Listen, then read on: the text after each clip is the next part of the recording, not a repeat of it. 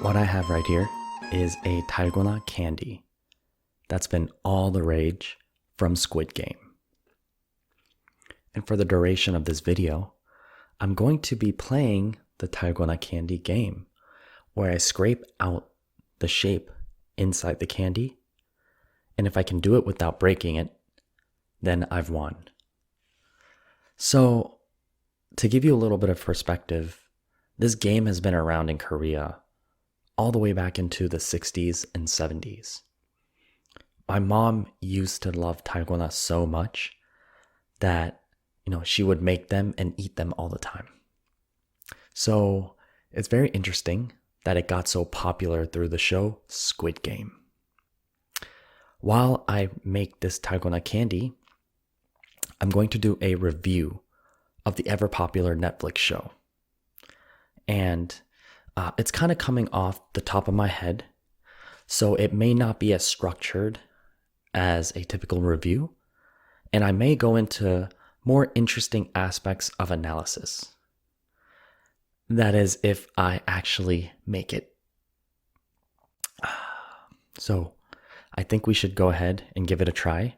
Maybe I should get a little tool.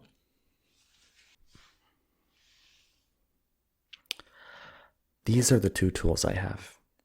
The fork is strong, but it's thicker. The wooden needle or toothpick is smaller, but it's weaker. Which one shall I choose? I'll do the toothpick. So, delving into Squid Game. It's the brand new Netflix show, and I think at this point it's Netflix's biggest series launch ever. I think some 111 million people watched it, which is crazy. I think this show got so popular because of a combination of things. One who watches this video or series might be able to tell that it has heavy allegories and symbolism to the devastating effects of capitalism. I think there's other symbolism as well that goes to the cruel and cutthroat nature of human beings. I think there's some aspects of international politics as well. So guys, before I go in, I do want to warn you, spoiler alert, there will be mention of things that happen in the series. So if you haven't seen it, please watch it and come back and join me. Otherwise, if you don't mind me talking about it, let's go. So, Squid Game first introduces us to a character in South Korea named Kihun. Now, Kihun is a middle-aged man, and it seems like he's a decent guy, but it's a little confusing because, in a sense, it seems like he's not very responsible. He's in a lot of debt, and he has people chasing him because of this debt.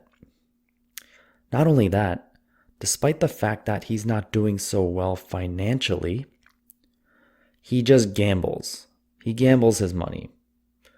All the while, his mom, a really elderly woman, is working for him. He also has a divorced wife and a young daughter from that. And his daughter has a stepdad, and they're about to go to the US.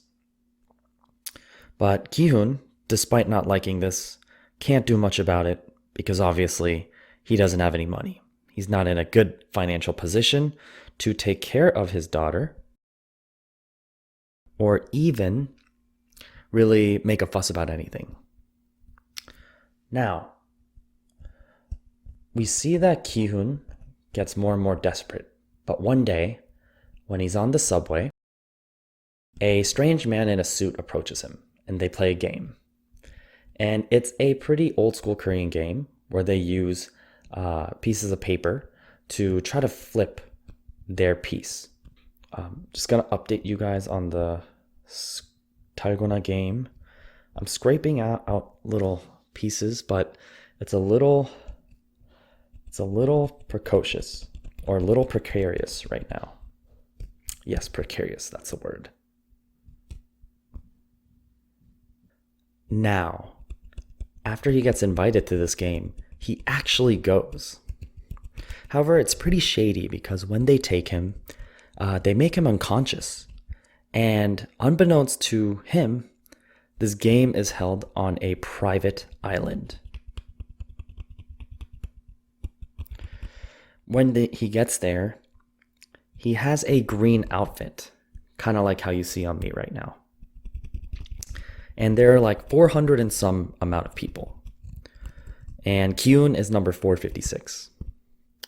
And they all are in there, and the mysterious game holders are introduced by these weird enforcers or men in pink suits. Now, the first game they play is a sound effect that many of you have probably heard. 무궁화 꽃이 피었습니다. Red light, green light. Now, we all know this game. It's very innocent. One enforcer is in the middle, and when they look at you and say the phrase, you gotta stop. Now, the contestants are playing the game when they finally realize that if you lose this game, you're not simply out. You're out, but by the loss of your life. The pink game enforcers shoot whoever loses. So now, everyone's obviously in shock. Somehow, Kihun, the main character, and an array of different other main casts do make it out alive. But see guys, now the game and the stakes have gone up so much. If you lose, you die. So one would think that nothing is worth your life. If you lose your life, it's all over, right? So the game enforcers allow the contestants to vote whether they want to leave this game or not. Surprisingly, it's a very close match. But it turns out that the majority want them to leave. So they leave. So you would think that anyone in their sane mind would never go back to that game again, right? Well, not so much. And I think the next point and the next showing of the show kind of reflects the brutal effects of capitalism on certain individuals. You see, after everyone leaves the game and is back in society, the show does a good job of showing everyone's life position. Kihun, our main character, is in a position where his mother is gravely, gravely sick and injured. Or at least she's in very bad health. He needs money ASAP. He's about to also lose his daughter when she goes to the US. Now, Ali, one of our other characters, is an immigrant from another country. He's shown working in some sort of factory where he hasn't been paid for 6 months. Now, he ends up hurting his boss, taking money that he found at the factory and running away. He also has a wife and kids. So I think this show was trying to highlight what certain immigrants might go through in society. With Ali. Next, we have my favorite character, Sangwoo. Now, Sangwoo is the smart character of the show. He went to Seoul National University, which is basically like the top school in Korea. And he became some sort of financial or hedge fund guy. However, he embezzled and somehow siphoned all his clients' funds out and lost all of it. And so now he's going to be in heavy debt, but also he's going to be in trouble legally. We also have Sae Byeok, who is the breakout star of the show. Sae Byeok in the show is a North Korean defector who lives in South Korea with her minor brother. She wants to take care of her brother as well as bring the rest of her family over. That requires money. We also have another cool character that I like that a lot of people don't, and that's Deok. He is a gang member. He's a gangster in Korea. However, he tried to backstab his boss and failed. So now his boss wants to come after him. Also, he apparently has a ton of gambling debt from the Philippines. And the casino operators in the Philippines sent a bunch of enforcers to assassinate him. So those are some of the characters that are in there. And we come to a striking moment where we see that they are invited again. Now, let's ask ourselves, would you go back to a game where it's pretty likely you'll die just to win money? Oh, and I can't forget, there's a prize pool of about 40 million USD. Most of us would probably say nah. However, all of these people go back. So I think that makes a good point and a good kind of point of analysis to be had. What does this society do to us that can make someone risk death and brutality just to escape their position in capitalistic society?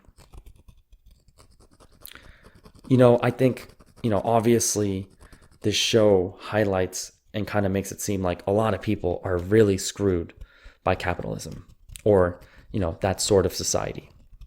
Maybe it's society in general. Not sure, but I thought it was super interesting how it does that.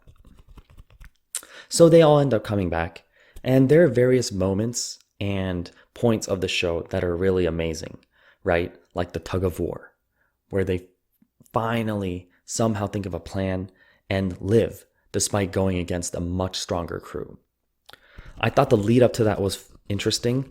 I think this show definitely has a lot of allegory and allusions to basic playground politics. So everyone in the game eventually has to play tug of war, and they need to pick a team. They need to find a team. Now think back to when you had your playground days, guys. Not all of us were fortunate enough to always get included in the best way that we wanted. And this show shows that. However, I think there's some aspects of positivity sometimes, and that the main character's crew, as we all saw, won out in the tug of war despite not being the ideal supposedly members for that game. Guys, I've been kind of going through it with the toothpick. I don't know if I'm making any progress.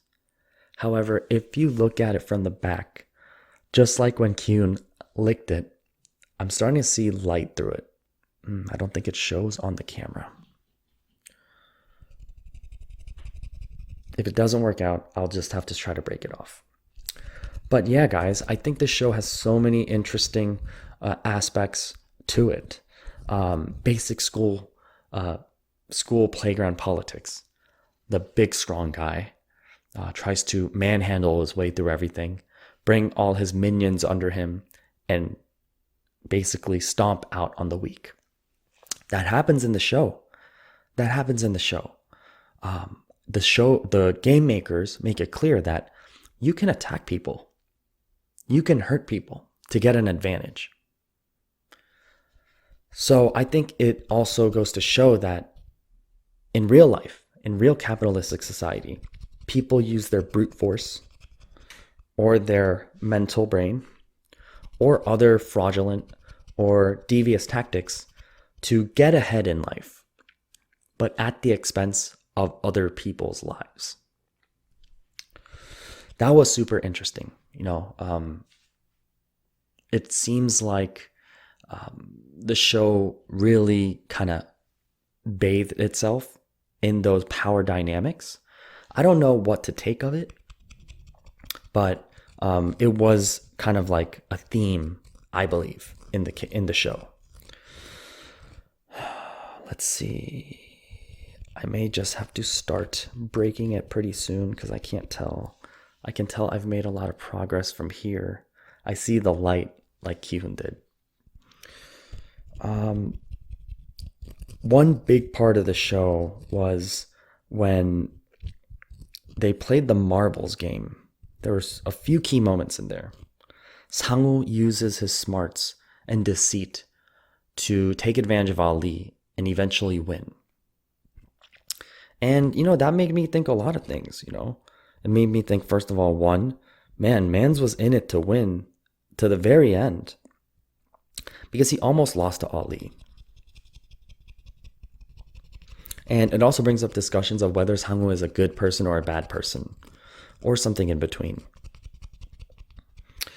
I did feel like he was never looking back and he was there to win, for sure. But a lot of people didn't like that about him. I'm just going to try breaking it, guys. Another interesting aspect of the show are the relationships.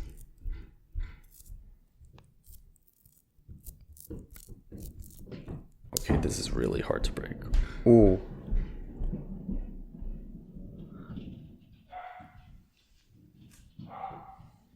Guys, look. Oh, I'm still in the game. Like I mentioned, Sang-woo and Ali had a good relationship. Even when they first went out to society, Sang-woo helped Ali. He builds a relationship of rapport with Ali, but then ultimately uses that against him to win. We have Kihun, the main character, and Oil-nam, the old man. I think Kihun's true character and kindness ultimately helped save his life. So despite all the portrayals of being ruthless and cutthroat being a positive thing, Kihun did end up being the one to survive in the end. We also have Sae Byeok and the other girl with the piercing. We have a true friendship there, but more than that, it was sad that the other girl just naturally thought she should let Sae Byeok win because she thought she had nothing to live for anymore.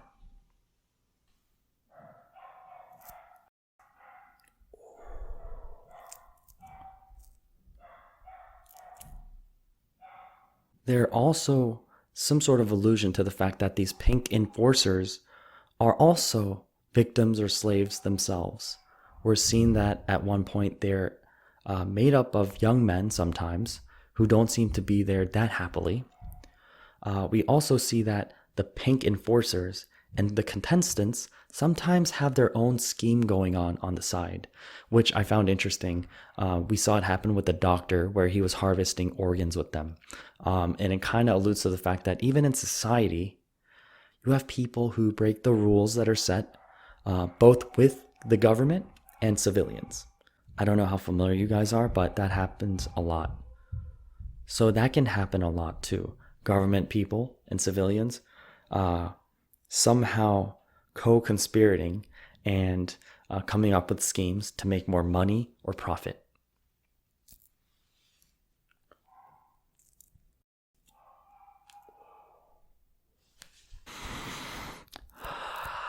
Almost there. I thought one of the most surprising and abrupt scenes was during the glass game where they're up really high when the glass maker couldn't tell which glass was tempered or not. Sang-woo pops up behind him and just says, "Just go then," and then just pushes him onto the glass. Man, that was cold.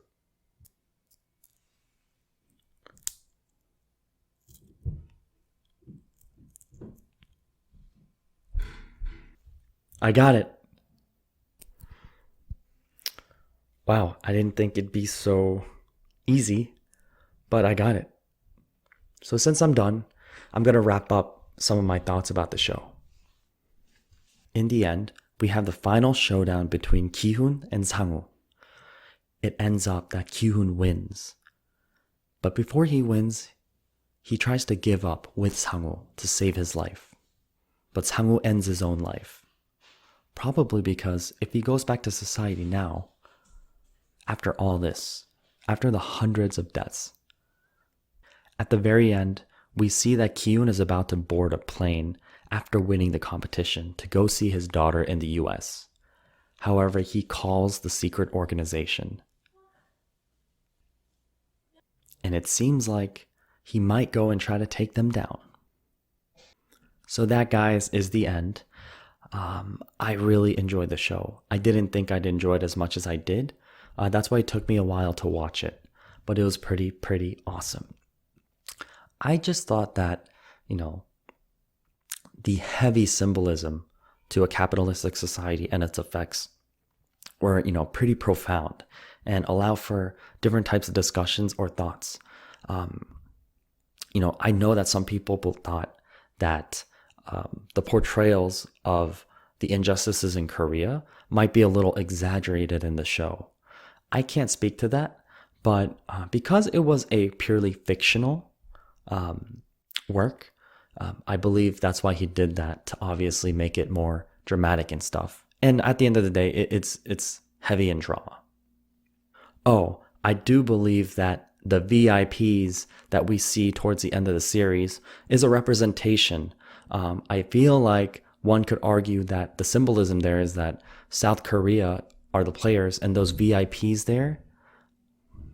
I think you could argue that the participants and even the front man are South Korea, and those VIPs are some of the political giants surround, like the US, China, maybe even Japan, some other giants that Korea, as a smaller nation, has always had to be stuck in between with. If you enjoyed the video, please consider liking it and subscribing. It really helps a lot. Thanks, guys.